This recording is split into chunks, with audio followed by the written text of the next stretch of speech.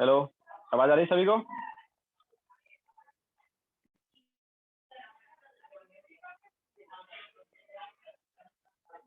Okay, so good afternoon to all. तो हमने last lecture में electrolytic cell and second law of Faraday law, मतलब second law of Faraday भी पढ़ा था। नाउ नेक्स्ट हम लेंगे कंडक्टेंस। तो कंडक्टेंस की यहाँ पर हम जब बात करते हैं तो हम बात करते हैं इलेक्ट्रोलिटिक कंडक्टेंस की।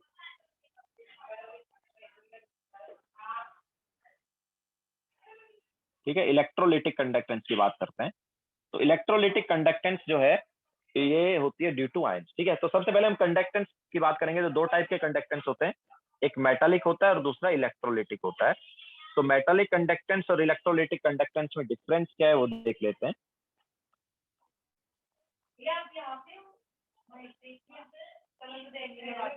तो मेटालिक कंडक्टेंस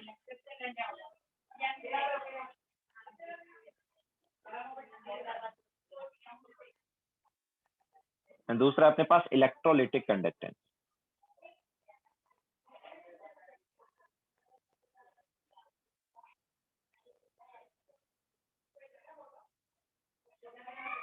ठीक है, पहला है मेटालिक कंडक्टेंस, दूसरा है इलेक्ट्रोलिटिक कंडक्टेंस।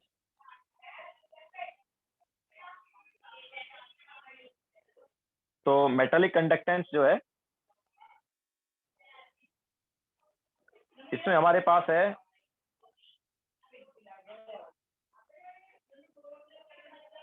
और देखो मेटालिक कंडक्टेंस जो है वो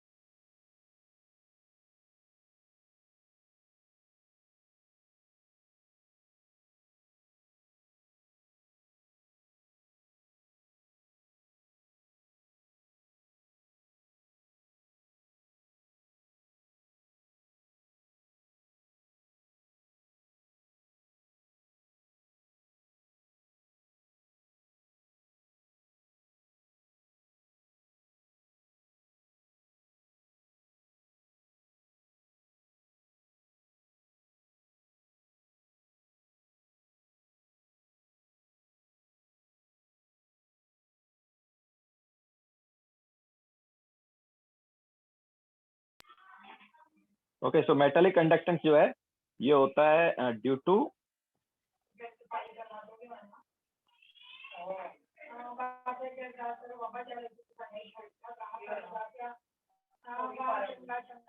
तो ये होता है due to flow of electrons. ठीक है, और इलेक्ट्रोलिटिक कंडक्टेंस जो है ये होता है ड्यू टू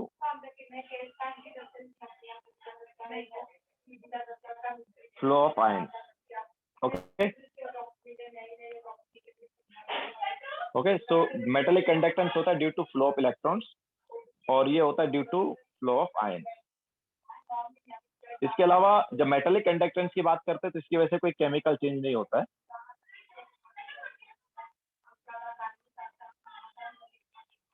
और इलेक्ट्रोलिटिक कंडक्टेंस में केमिकल चेंज आता है, मतलब यहाँ पर क्या इलेक्ट्रोलाइट जो है वो डिकम्पोज होता है और उसके डिकम्पोज होने की वजह से जैसे NaCl है तो NaCl डिकम्पोज होगा तो Na पॉजिटिव और Cl नेगेटिव बनाएगा और उसकी वजह से हमारे पास करंट आएगा। Yes Sujal, this is first page. तो ये इसमें क्या होता है डिकम्पोजिशन ऑफ आयन होता है, सॉरी डिकम्पोजिशन ऑफ इलेक्ट्रोलाइट होता है।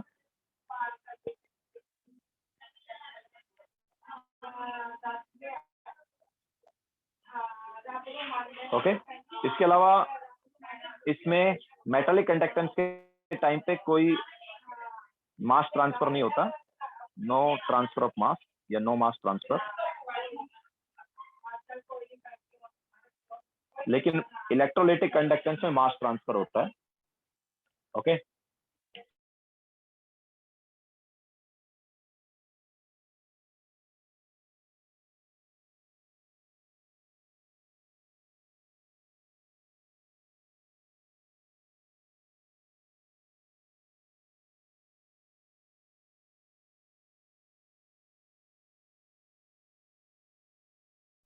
ठीक है। सो ठीक है, आगे चलते हैं फिर।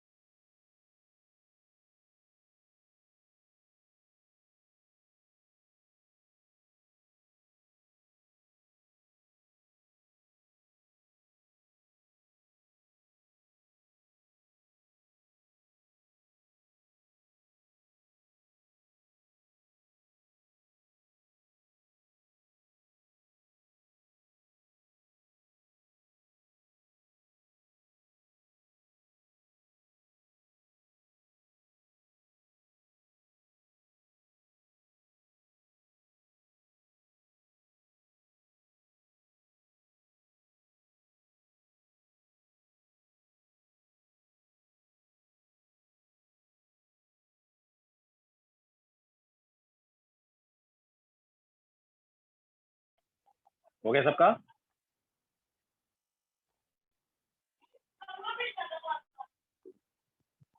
ठीक है। नाउ इसके अलावा रेजिस्टेंस की जब इनमें बात करेंगे तो इलेक्ट्रोलिटिक और मेटालिक में रेजिस्टेंस किस वजह से आएगा? तो देखो, कंडक्टेंस किसकी वजह से है? Due to flow of electron, है ना, मेटालिक में। तो उनके जो हमारे पास इलेक्ट्रॉन है, ये इलेक्ट्रॉन जो है अगर मेटल से स्ट्राइक करते हैं, मेटल के एटम से मतलब, तो रेजिस्टेंस आ जाता है। ओके, तो resistance due to collision of electron with metal atom. ठीक है, मेटल के एटम के साथ कोलिजन होता है उसकी वजह से। एंड इलेक्ट्रोलिटिक में क्या होगा? जो आयंस है वो सॉल्वेंट मॉलिक्यूल से कोलाइड कर जाएंगे एंड उसकी वजह से हमारे पास आ जाएगा। तो resistance due to collision of ions with solvent atom.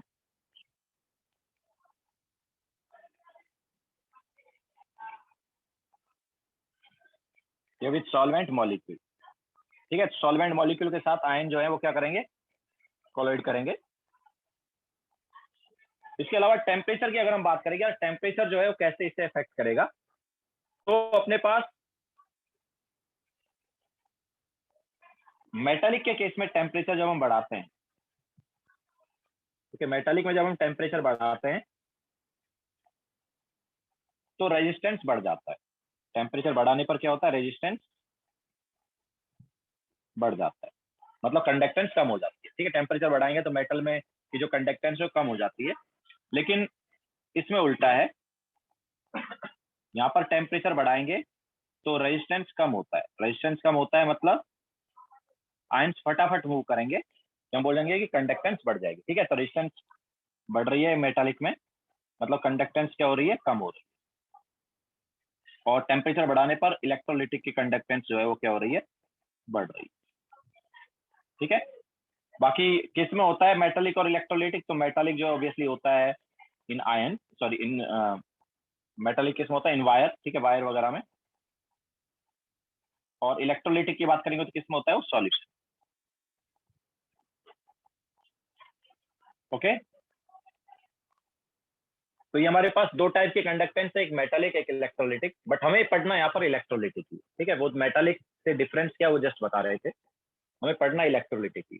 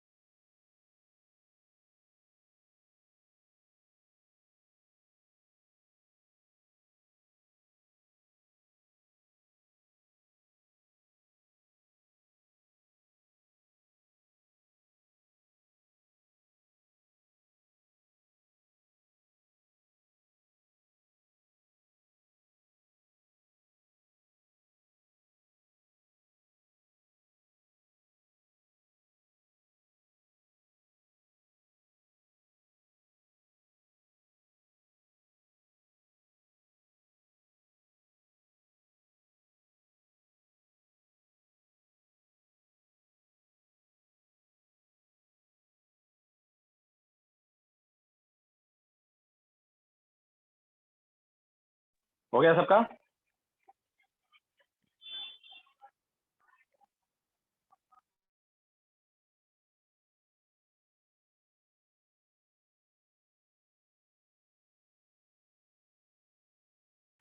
Now अब देखो, जो कंडक्टेंस है ऑब्वियसली इलेक्ट्रोलिटिक कंडक्टेंस पढ़ने वाले हैं, तो उसको कौन कौन से फैक्टर जो है अफेक्ट कर सकते हैं वो देख लेते हैं।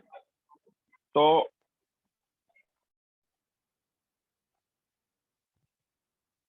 नेक्स्ट हम लेंगे यहाँ पर फैक्टर्स अफेक्टिंग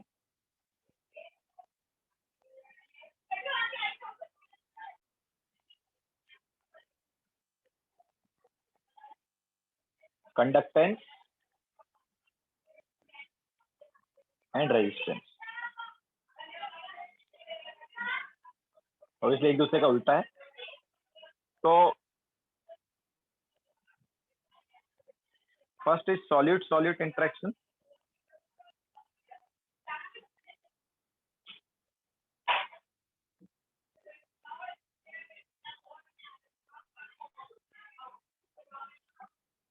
ठीक है, तो जितना ज्यादा हमारे पास सॉल्यूट सॉल्यूट इंटरेक्शन होगा उतना ही हमारे पास रेजिस्टेंस आ जाएगा, उतना ही क्या आ जाएगा, रेजिस्टेंस आ जाएगा। क्यों? क्योंकि अभी सॉलिड सॉलिड इंटरेक्शन कैसे होगा, जैसे पॉजिटिव चार्ज ने नेगेटिव चार्ज को अट्रैक्ट किया ना। सॉलिड सॉलिड इंटरेक्शन मतलब inter atomic, sorry inter ionic force. Positive charge negative charge को अट्रैक्ट कर रहा है, तो inter ionic force of attraction.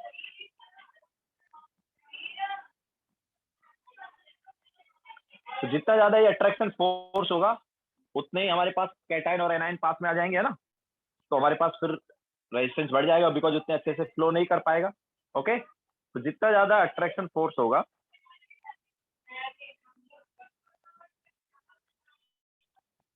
ठीक है, अट्रैक्शन फोर्स जितना ज्यादा होगा उतना ही हमारे पास रेजिस्टेंस भी ज्यादा हो जाएगा।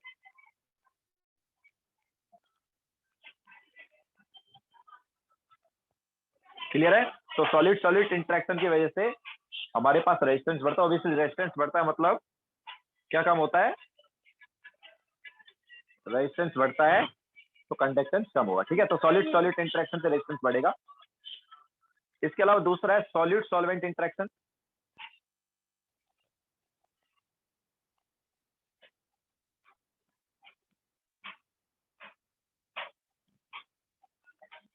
तो सॉलिड सॉल्वेंट इंटरेक्शन का मतलब है हाइड्रेशन या सॉल्वेशन। ओके, इसका मीनिंग क्या है? इसका मीनिंग है हाइड्रेशन और सॉल्वेशन।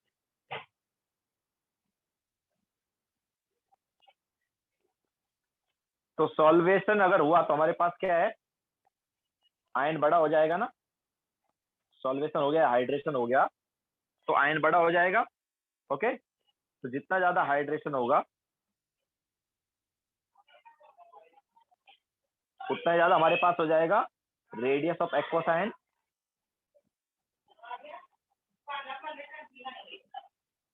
ठीक है, अगर रेडियस ऑफ एक्वस आयन ज्यादा हो गया तो ऑब्वियसली स्लो मूव करेगा या मोबिलिटी कम हो जाएगी। ठीक है, तो मोबिलिटी कम हो जाएगी तो रेजिस्टेंस बढ़ जाएगा। अगर रेजिस्टेंस बढ़ गया तो ऑब्वियसली कंडक्टेंस क्या हो जाएगा, कम हो जाएगा। क्लियर है?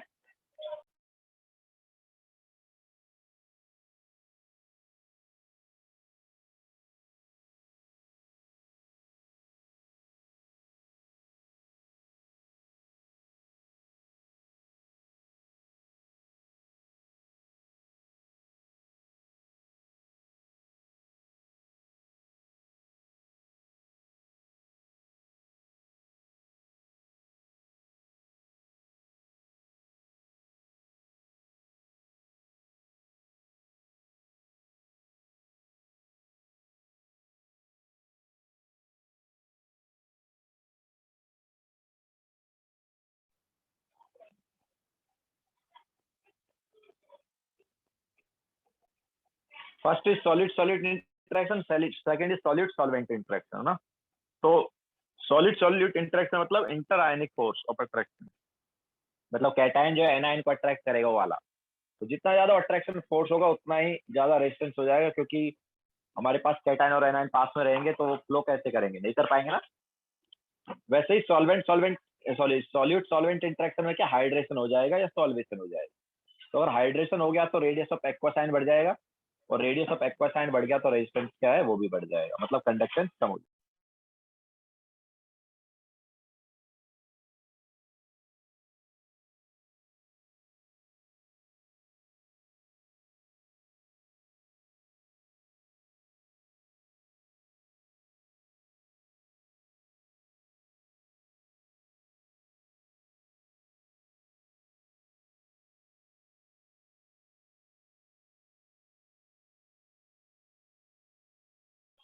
हो गया सबका?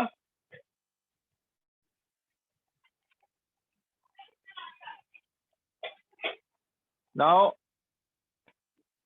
नेक्स्ट हम लेंगे यहाँ पर सॉल्वेंट सॉल्वेंट इंटरेक्शन।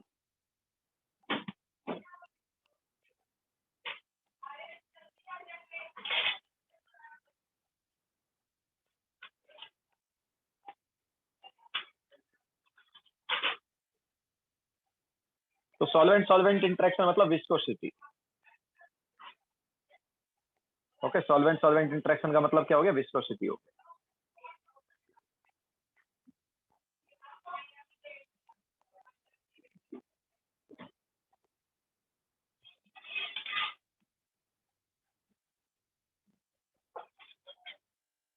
तो हमारे पास जितना ज्यादा विस्कोसिटी होगा,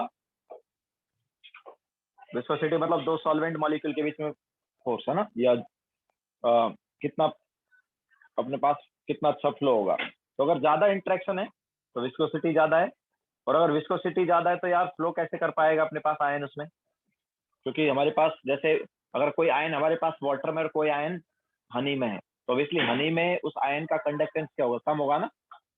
ओके, क्योंकि हनी जो है वो तो अपना बहुत गाढ़ा गाढ़ा सा है ना। तो विस्कोसिटी जितना ज्यादा होगा उतना ज्यादा ही हमारे पास क्या हो जाएगा? रेजिस्टेंस हो जाएगा। ठीक है, क्योंकि विस्कोसिटी ज्यादा है तो काफी थिक हो जाएगा अपने पास वो लिक्विड या सॉल्वेंट। तो सॉल्वेंट काफी ज्यादा थिक हो गया तो उसमें आयन का फ्लो होने में डिफिकल्टी होगी। ओके,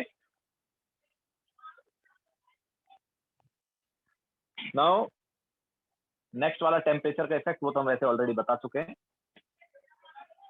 तो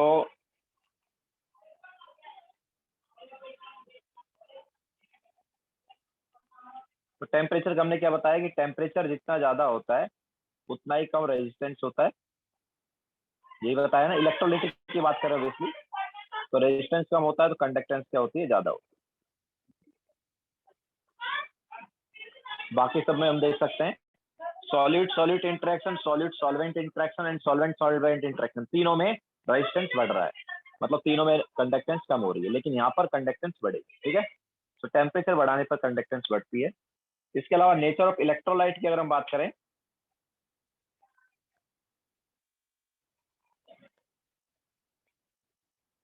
तो जो स्ट्रॉन्ग इलेक्ट्रोलाइट होते हैं उनमें ज्यादा आयन्स होंगे तो ऑब्वियसली ज्यादा कंडक्टेंस आएगी, और वीक इलेक्ट्रोलाइट में कम आयन होंगे तो कम कंडक्टेंस आएगी। ठीक है, तो स्ट्रॉन्ग इलेक्ट्रोलाइट मतलब अगर हम कंडक्टेंस की बात करें,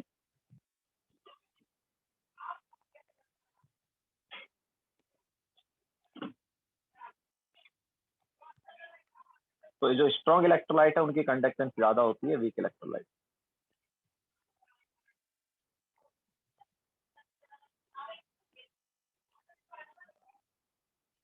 ओके, क्योंकि स्ट्रॉन्ग इलेक्ट्रोलाइट में ज्यादा आयन होंगे तो कंडक्टेंस ज्यादा आएगी। लिखो फिर आगे।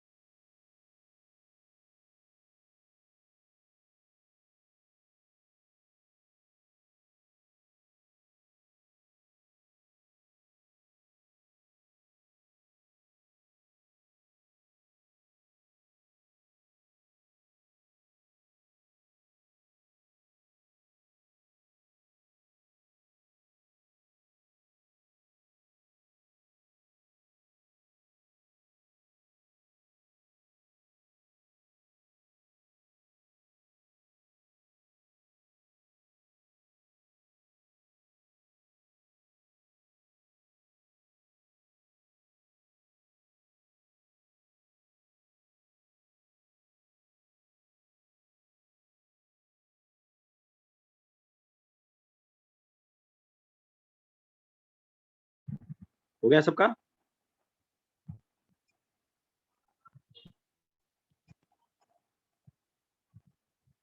नाउ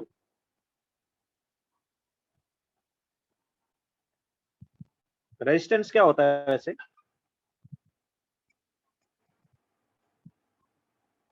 तो हमारे पास याद है, तुमने पढ़ा होगा शायद, R is equal to V by R I होता है ना, रेजिस्टेंस को R से रिप्रेजेंट करते हैं, है ना? तो R क्या होता है? V बाई आई होता है। ठीक है, ये क्या था? This was Ohm's law. Okay, इसके अलावा R जो है, ये हमारे पास रो इंटू एल बाई ए भी आया था, याद है क्या? यहाँ पर रो जो है वो क्या है? It is specific resistance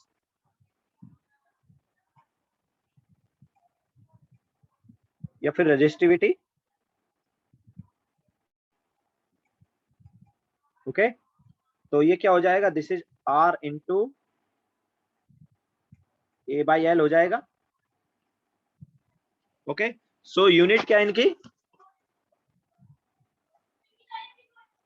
unit अगर हम देखेंगे तो इसकी यूनिट क्या होती है? R की, इसकी यूनिट होती है ओम, और इसकी यूनिट क्या होगी?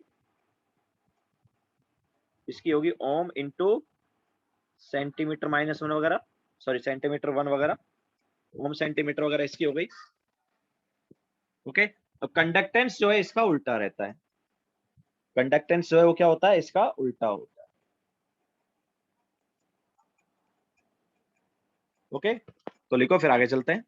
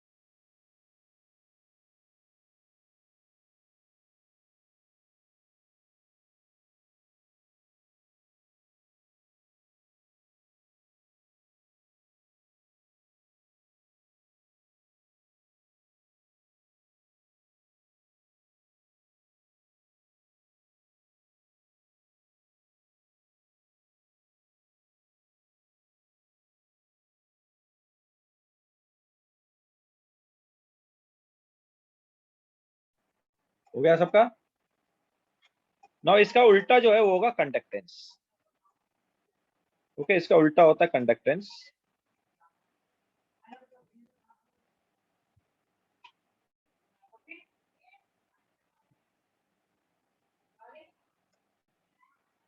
तो कंडक्टेंस जो है उसको जनरली हम G वगैरह से रिप्रेजेंट कर देते हैं। तो कंडक्टेंस जो है ये होगा R का उल्टा। ठीक है, वन बाय आर। तो ये हो गया कंडक्टेंस। यूनिट क्या होगा इसका? यूनिट हो गया इसका ओम माइनस वन, या फिर इसको महो भी बोल देते हैं, या फिर एक और है ओम माइनस वन महो, या फिर इसको हम एस से रिप्रेजेंट करते हैं, जो कि है SIEMEN, साइमंस। ओके, तो साइमंस, ओम या महो, कोई भी लिख दो। इसके अलावा कापा जो है, this is specific conductance, specific conductance या फिर कंडक्टिविटी। ठीक है, स्पेसिफिक कंडक्टेंस या कंडक्टिविटी हम बोलेंगे कापा के। ठीक है, कापा है, this is kappa. Okay, italic type से है, तो it is one by rho. Resistance का उल्टा कंडक्टेंस, स्पेसिफिक रेजिस्टेंस का उल्टा स्पेसिफिक कंडक्टेंस। तो ये क्या हो गया, 1/ρ हो गया। तो इसका यूनिट क्या होगा,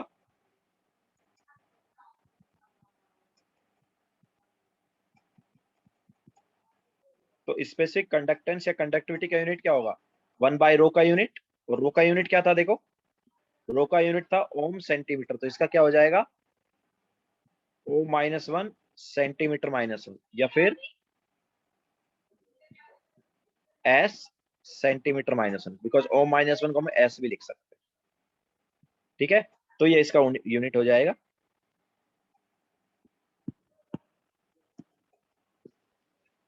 देखो फिर आगे चलते हैं।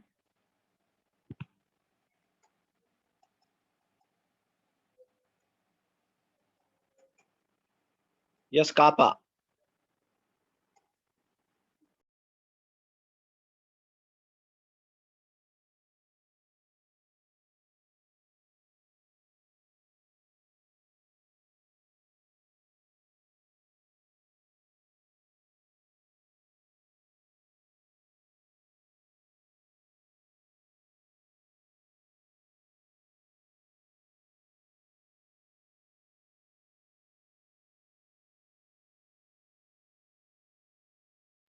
हाँ, अगर तुम्हें ऐसा यूनिट लेना है देन मीटर होगा, बट जनरली यहाँ पर सेंटीमीटर में ही लिया जाता है।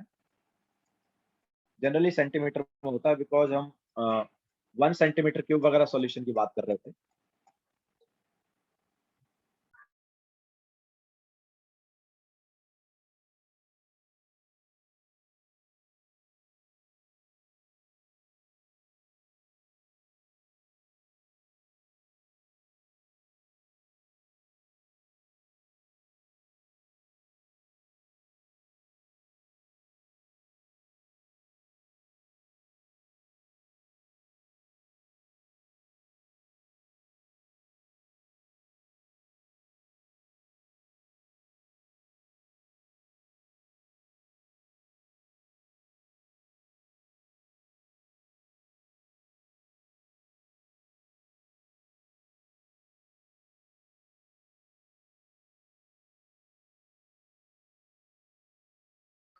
हो गया सबका।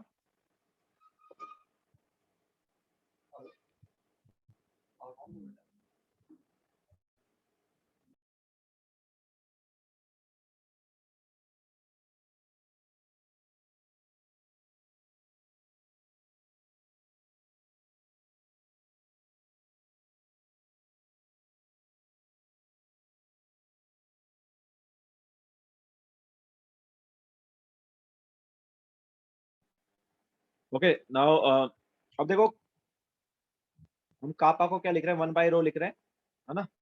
कापा जो है इट इज 1/ρ, एंड 1/ρ, तो रो की वैल्यू सब्स्टिट्यूट करेंगे तो रो जो है वो क्या है, देखो रो है अपने पास R × A/L। ठीक है, सो ये हो जाएगा 1/R × A/L, मतलब L/A हो गया। तो basically kappa is equal to 1/R, जो कि क्या है, कंडक्टेंस है। ठीक है, चलो इसको हम लिख सकते हैं, इसको कापा को हम लिखेंगे स्पेसिफिक कंडक्टेंस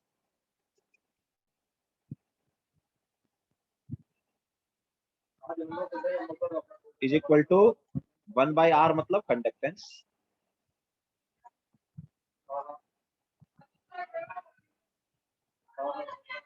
इंटू L/A को हम बोलते हैं सेल कांस्टेंट। L/A जो है उसको क्या बोलते हैं, सेल कांस्टेंट। ठीक है, here cell constant is L/A। ठीक है, तो एक्चुअल में देखो क्या है, हमारे पास ये हमारे पास दो प्लेट है, दोनों प्लेट का जो क्रॉस सेक्शनल एरिया वो A है, और बीच का जो डिस्टेंस है वो L। ठीक है, बीच का डिस्टेंस क्या है, L, और ऑब्वियसली बीच यहाँ पर क्या है, सॉल्यूशन।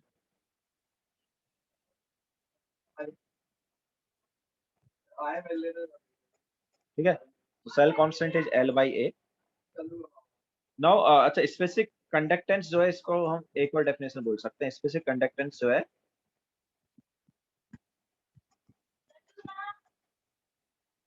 तो यहाँ से देख सकते हो, अगर तुम L बाई ए को 1 ले लो तो जो कंडक्टेंस L बाई ए को 1 लोगे तो सेल कांस्टेंट 1 हो गया, सेल कांस्टेंट 1 हो गया, जो कंडक्टेंस है वही स्पेसिफिक कंडक्टेंस हो गया ना। तो अगर L बाई ए की वैल्यू 1 है, या हम बोलेंगे कंडक्टेंस जो है वही स्पेसिफिक कंडक्टेंस हो जाएगा अगर तुम cross sectional area 1 centimetre square ले लो और लेंथ जो है वो 1 सेंटीमीटर ले लो, ठीक है। So specific conductance is conductance of solution when when 1 centimeter square plates are charger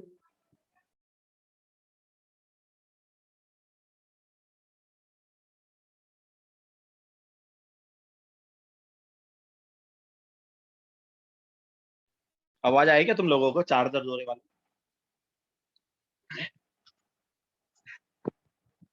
और ऑनलाइन लेक्चर के साइड इफेक्ट, कोई बात नहीं, शादी कर लो, तुम्हें भी ऐसे ही आवाजें आया करेंगी।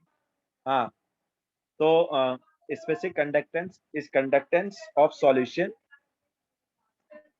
when 1 centimeter square plates are apart at a distance of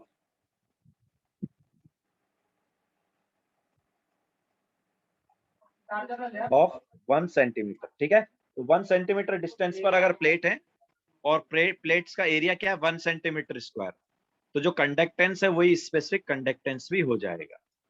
okay.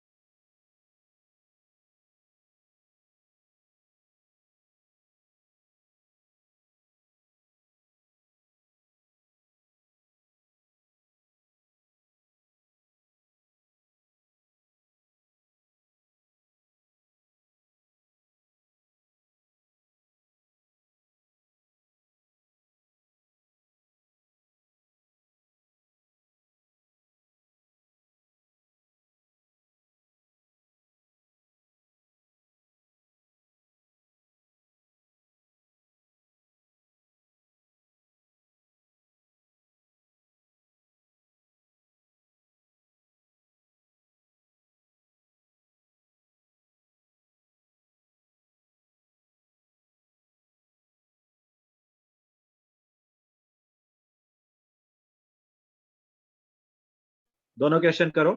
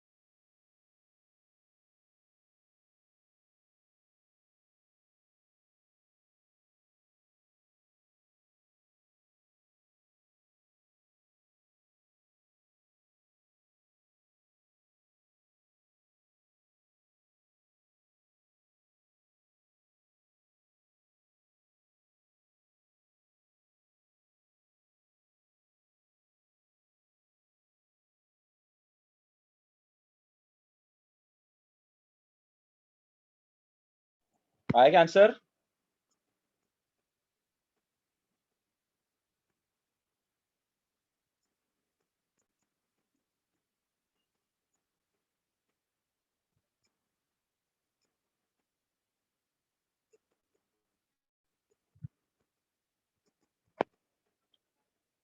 तो देखो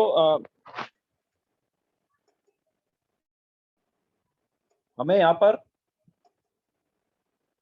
फर्स्ट वाले में दिया है the conductivity of pure water in a conductivity cell will be with electrodes of cross sectional area 4 centimeter square and 2 centimeter apart is this। तो conductivity दिया है, क्या दिया? कंडक्टिविटी मतलब कापा दिया हुआ है। सो कापा इज, अच्छा यूनिट यहाँ पर रॉन्ग दी हुई है। यूनिट क्या है? रॉन्ग दी है। यूनिट क्या होनी चाहिए कापा की? और -1 उन्होंने नहीं दिया तो वो भी होना चाहिए। ठीक है, तो हमें निकालना है रेजिस्टेंस। ओके, रेजिस्टेंस निकालना है और इसके अलावा करंट कितना हो रहा है वो भी निकालना है। सो कापा इज इक्वल टू क्या है? 1/r into L/A। तो R क्या हो जाएगा? 1/कापा इंटू L/A। तो ये क्या होगा? 1/कापा मीन्स 1/8 इंटू 10⁻⁻⁷ इंटू L कितना है? L हमें दिया है 2 और A दिया है 4। तो कितना आ गया ये? This is nothing but 10⁻⁷/16। यही आएगा ना? ठीक है, कितना हो जाएगा ये?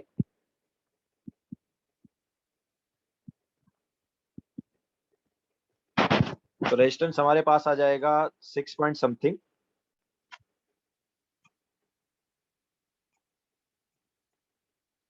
6.25 है क्या?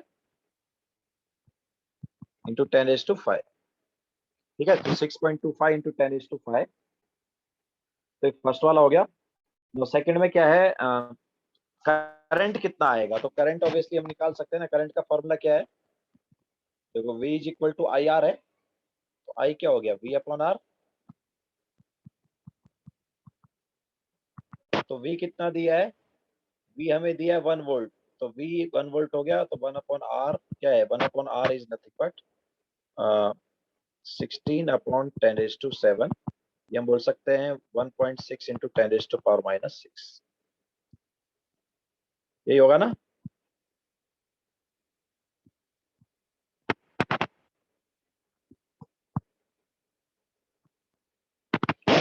ठीक है, नाउ इससे के बाद नेक्स्ट क्वेश्चन 53।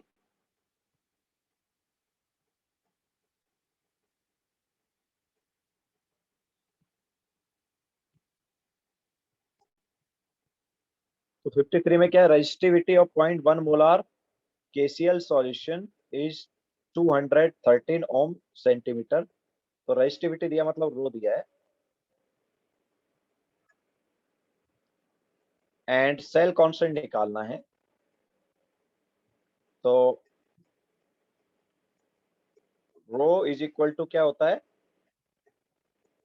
अच्छा, सेल कांस्टेंट निकालना मतलब L/A निकालना है। तो 1/रो is equal to 1/R into L/A। तो यहाँ से L/A क्या आया? इट इज नथिंग बट R/रो। तो R कितना है? R हमें दिया है 330, है ना? R की वैल्यू क्या दी है? 330 ओम दी है। 330 डिवाइड बाय रो कितना है? 230। So that will be the answer. 1 point something आएगा।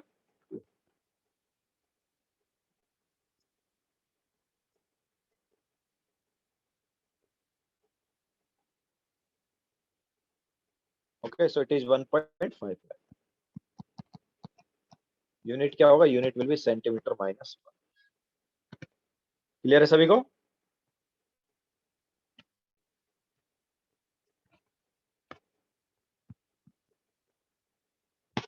ठीक है, सो ये हमारे पास हो गया स्पेसिफिक कंडक्टेंस। नाउ नेक्स्ट हम लेंगे मोलार कंडक्टेंस एंड उसके बाद इक्विवेलेंट कंडक्टेंस।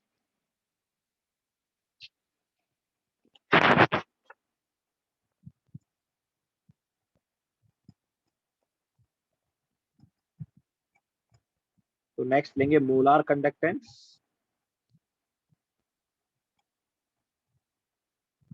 जिसको हम लैम्बडा एम से या फिर म्यू से रिप्रेजेंट कर देंगे।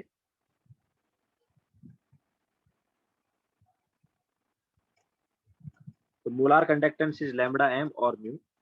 तो ये जो है ये क्या होता है, ये हमारे देखो मोलार मतलब, जैसे मोलार की बात करते हैं तो पर मोलार मतलब, मोलार मतलब 1 मोल का ना, ओके। जैसे मोलार वॉल्यूम तो 1 मोल का वॉल्यूम, मोलार कैपेसिटी मतलब 1 मोल का कैपेसिटी है कि नहीं, वैसे मोलार कंडक्टेंस मतलब 1 मोल का कंडक्टेंस, ओके। तो conductance of solution containing 1 mole of an electrolyte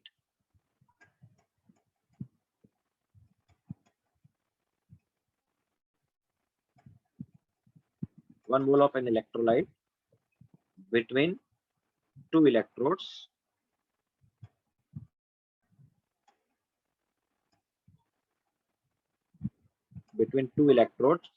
which are 1 centimeter apart, ठीक है। तो ऐसे ही यहाँ पर मान लेते हैं कि हमारे पास मान लो कॉन्सेंट्रेशन है x मोलार, कॉन्सेंट्रेशन क्या है, x मोलार है। इसका मतलब क्या है, इसका मतलब है कि हमारे पास x मोल है इन 1 लीटर या फिर 1000 ml, ठीक है। तो x मोल ऑफ सॉल्यूट है 1 लीटर और इन 1000 ml। सो लैम्बडा m जो है या म्यू m जो है, म्यू या लैम्बडा कुछ भी लिख दो, तो it is kappa into volume, and this volume is volume of 1 mole, ठीक है। ये वॉल्यूम जो है क्या होना चाहिए, वॉल्यूम ऑफ 1 मोल। अब देखो x मोल जो है, मन में x मोलार कॉन्सेंट्रेशन माना है, मतलब क्या है कि x मोल है 1 लीटर में या 1000 ml, या हम ऐसा बोल सकते हैं कि x मोल का वॉल्यूम 1000 ml है। x मोल का वॉल्यूम कितना है, 1000 ml, ओके। x मोल का वॉल्यूम है 1000 ml, तो 1 मोल का वॉल्यूम क्या होगा बताओ, 1000 बाई x होगा कि नहीं होगा, ओके। सो म्यू की वैल्यू यहां से क्या आ जाएगी, म्यू या लैम्बडा m की वैल्यू क्या आ जाएगी,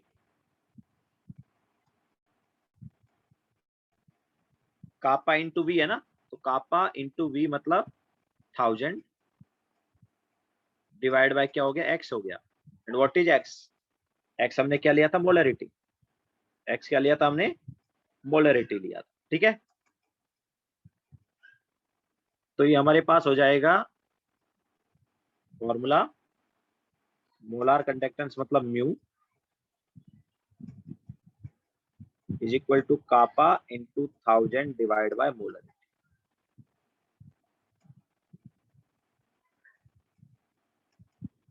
यूनिट क्या होगी इसकी,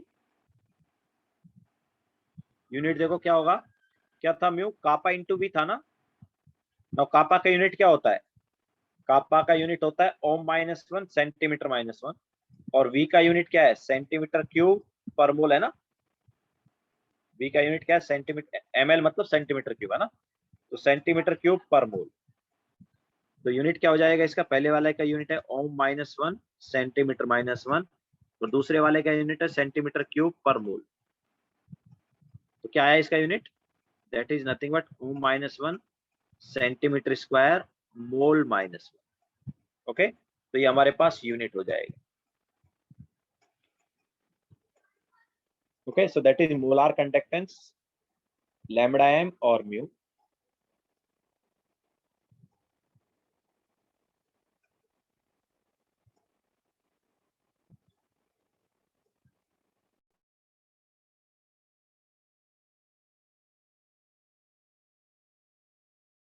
x जो है वो कॉन्सेंट्रेशन है, x is x molar, means x mole in 1 litre,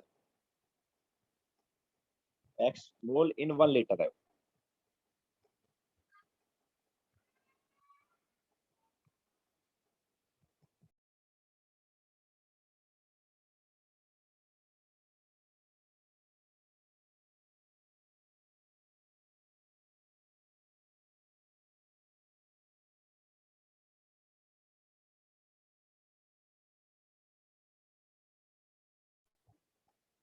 तो नेक्स्ट जो है वो है इक्विवेलेंट कंडक्टेंस। ये था मोलार कंडक्टेंस। नेक्स्ट है इक्विवेलेंट कंडक्टेंस। तो वो पर इक्विवेलेंट की बात करेंगे। यहाँ पर मोलार कंडक्टेंस में पर मोल की बात कर रहे थे, इक्विवेलेंट कंडक्टेंस में पर इक्विवेलेंट की बात करेंगे। ओके, सो इक्विवेलेंट कंडक्टेंस जो है ये होगा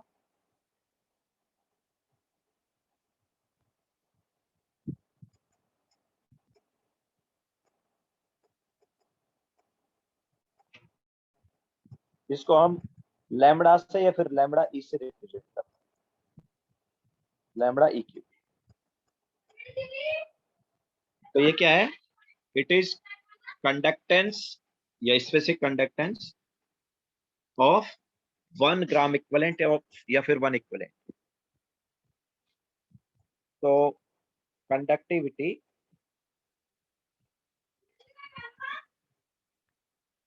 ऑफ 1 ग्राम इक्विवेलेंट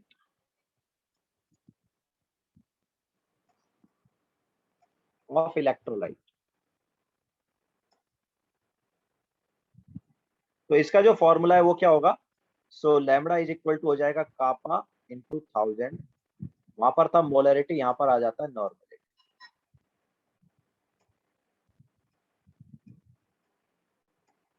ओके, सो ये इसका फॉर्मूला हो जाएगा। एंड यूनिट क्या होगा इसका? सो यूनिट जो है वो पर मोल था, ये पर इक्विवेलेंट हो जाएगा। So it is O-1 centimetre -1 and then पर इक्विवेलेंट।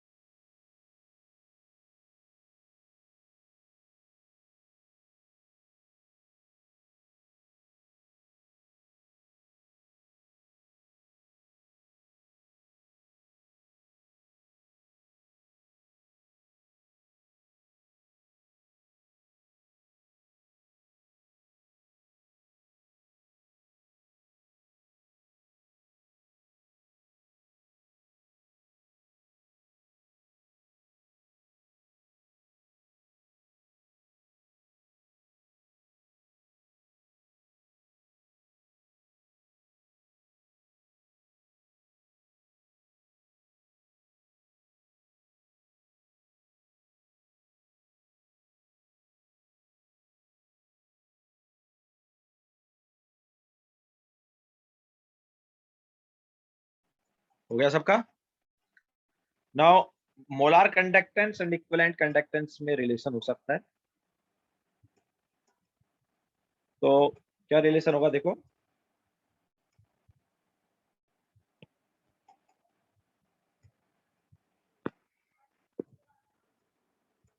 तो relation between molar and equivalent conductance.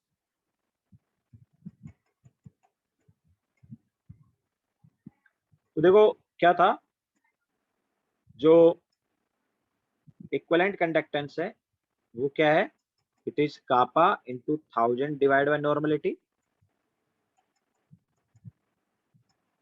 तो नॉर्मलिटी को हम मोलरिटी इंटू एन फैक्टर भी बोल सकते हैं।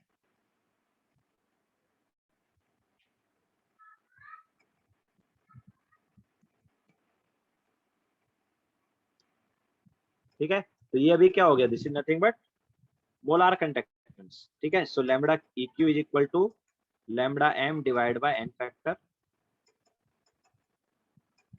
हम इसको क्या बोल सकते हैं, हम इसको बोल सकते हैं कि लैम्बडा इक्यू मतलब लैम्बडा लिखते हैं और ये म्यू है और डिवाइड बाय एन फैक्टर। और मोलार कंडक्टेंस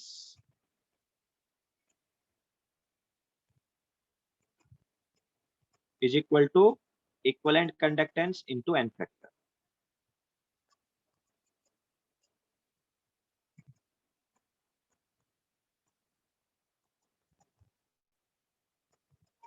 किसी का भी मोलार कंडक्टेंस जो है उसके इक्विवेलेंट कंडक्टेंस का n टाइम्स होगा या n फैक्टर टाइम्स होगा।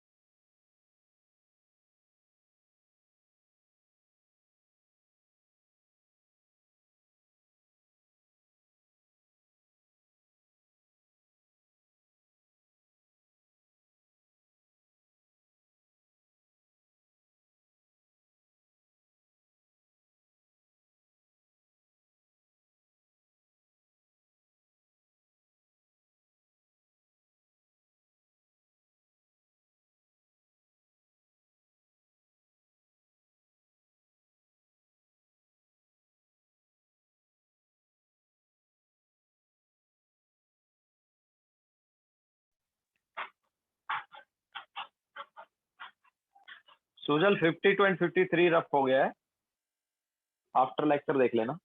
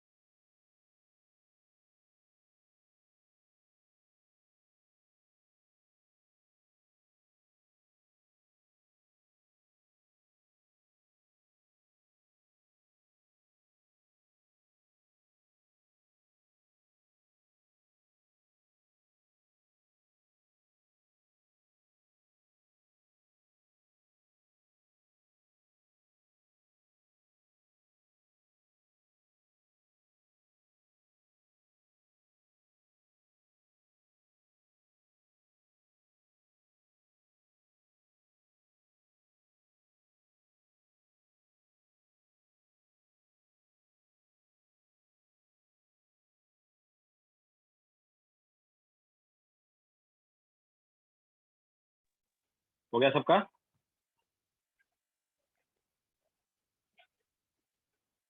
नाउ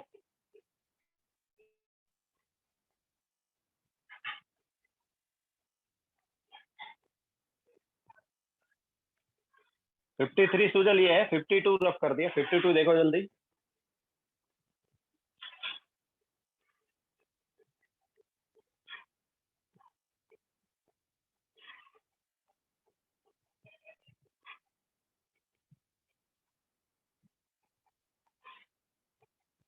ओके, नाउ सॉल्व करो।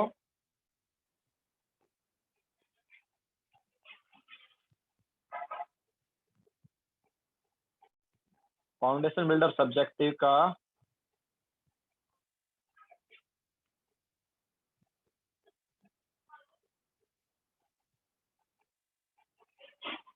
क्वेश्चन नंबर 51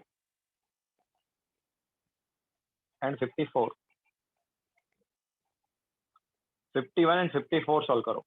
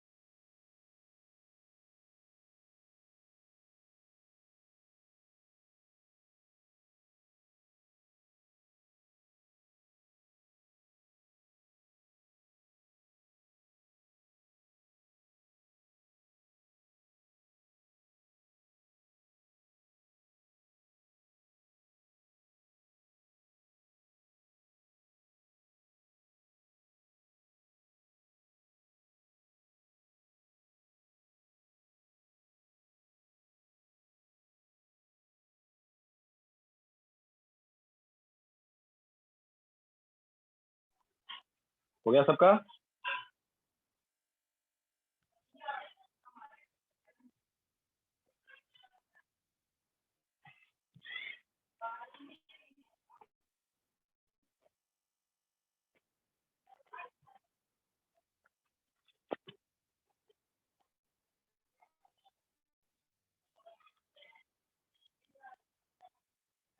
तो देखो क्वेश्चन नंबर 51 में हमें क्या दिया है, the molar conductance of solution is this.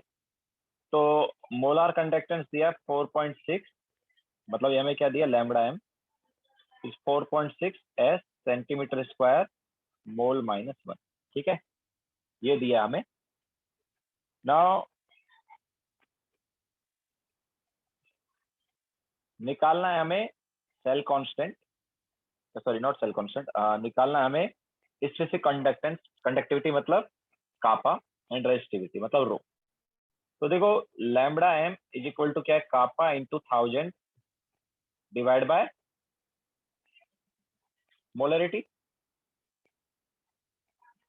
तो यहाँ से कापा क्या होगा, kappa is lambda M into molarity by 1000। क्या हो जाएगा ये, this is 4.6 into molarity 0.1 divide by 1000। तो क्या आया, this is nothing but 4.6 into 10⁻⁻⁴, and unit क्या होती है इससे, एस सेंटीमीटर -1। ठीक है, देन इसके अलावा क्या निकालना है हमें, रेजिस्टिविटी निकालना, रेजिस्टिविटी मतलब rho, that is nothing but 1 upon kappa. तो ये क्या होगा, 1 upon 4.6 into 10⁻⁻⁴, that is 10⁴ by 4.6, और 10 अपॉन 4.6 जो है वो अप्रोक्सीमेटली 2 पॉइंट समथिंग होगा। ठीक है, तो 2 पॉइंट समथिंग या 2 इंटू 10⁻⁻³ के अराउंड आ जाएगा। Okay, so that is ohm centimetre.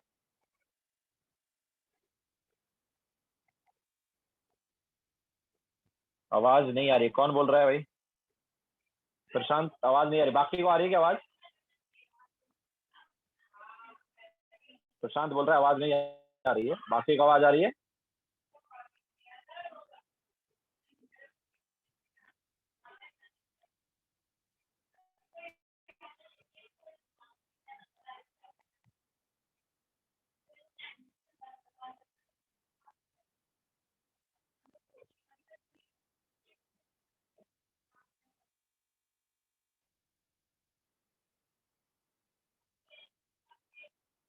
बाकी को आ रही है, प्रशांत को नहीं आ रही।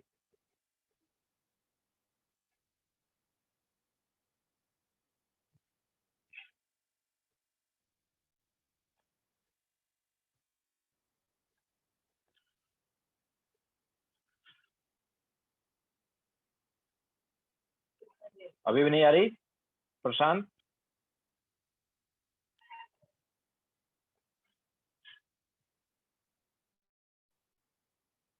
मे भी प्रॉब्लम उसकी साइड। ओके, सो ये क्लियर है सभी को?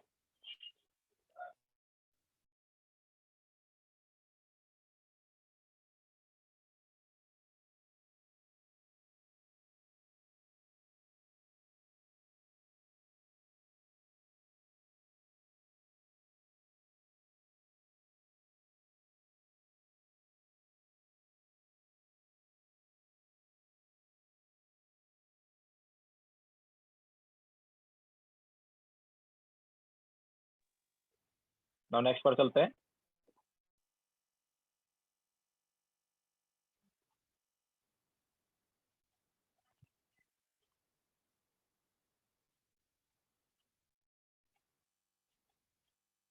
प्रशांत अभी आई आवाज?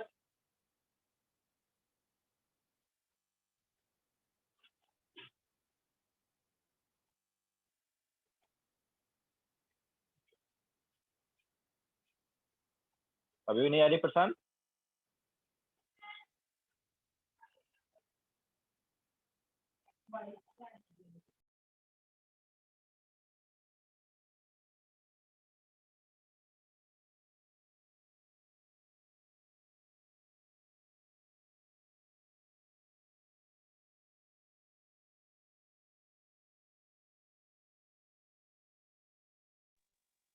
Now question number 54।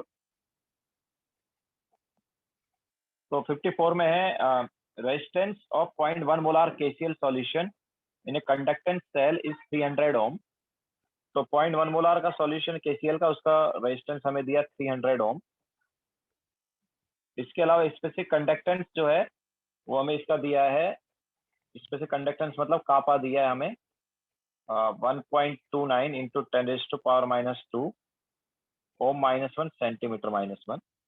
तो बोल रहा है resistance of 0.1 molar NaCl solution in the same cell is 380 ohm. तो दूसरे में मतलब ये हमारे पास 0.1 मोलार KCl का है एंड 0.1 मोलार NaCl सॉल्यूशन अगर हमने लिया तो वो बोल रहा है कि वहां पर जो रेजिस्टेंस है वो 380 है। उसका रेजिस्टेंस कितना है? 380 ओम। देखो सेम सेल है तो L/A मतलब सेल कांस्टेंट सेम होगा, ठीक है। तो हमें निकालना वहां पर दूसरे वाले में इक्विवेलेंट कंडक्टेंस निकालना, okay.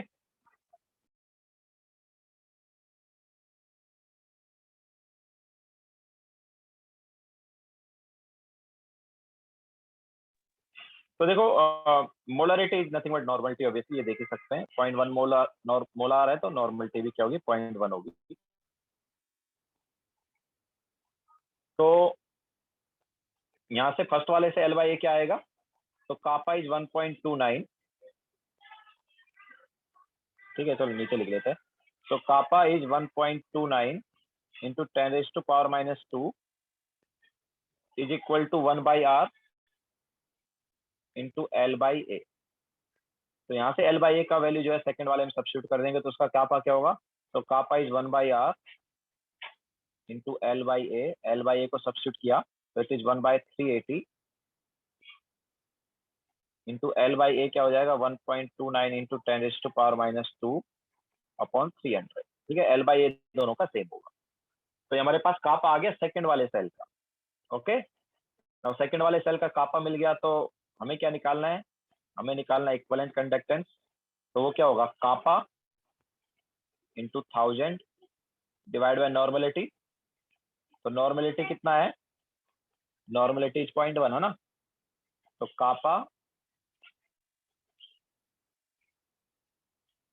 Into 1000 divide by normality किया तो क्या आएगा ये?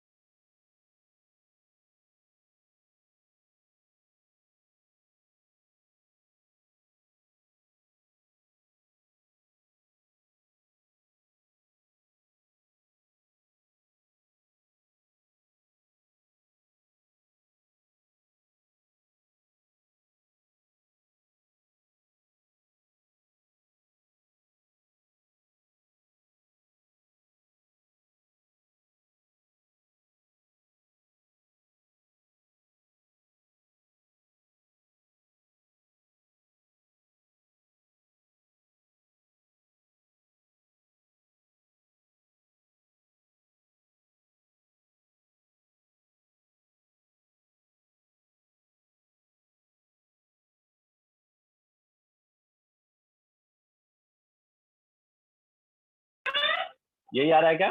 1.13 इंटू 10⁻³ यही आएगा शायद। देखो L/A उल्टा किया क्या? L/A, ओके ओके, L/A उल्टा कर लिया, मल्टीप्लाई होगा वो ना।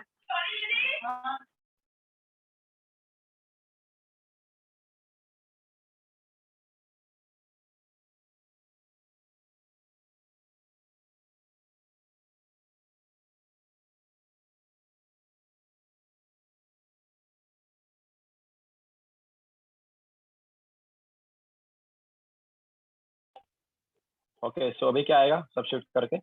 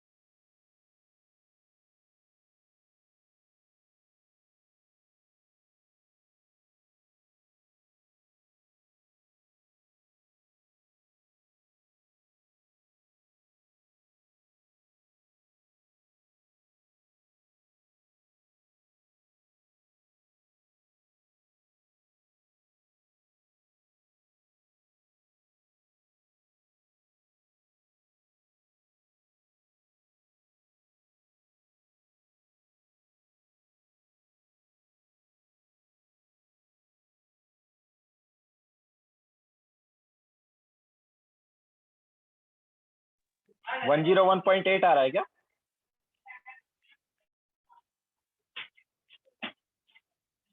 वन 101.8 आएगा ना?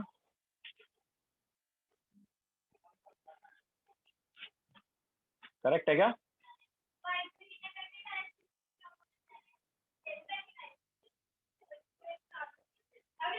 करेक्ट होगा शायद। ठीक है, तो दैट्स इट। आज का लेक्चर फिर हम यहीं पे एंड करेंगे। तो होमवर्क नोट करो।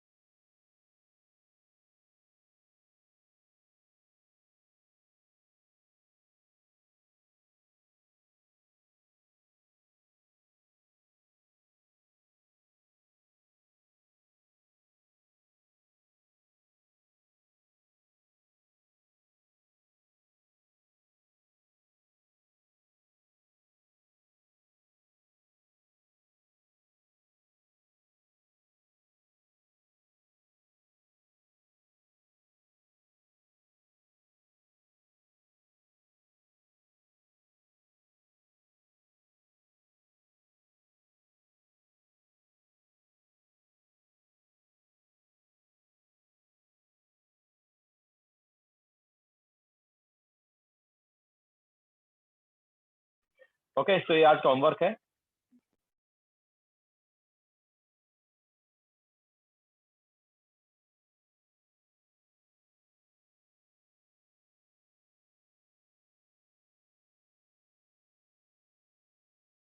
तो नेक्स्ट लेक्चर में इलेक्ट्रो खत्म करेंगे हम।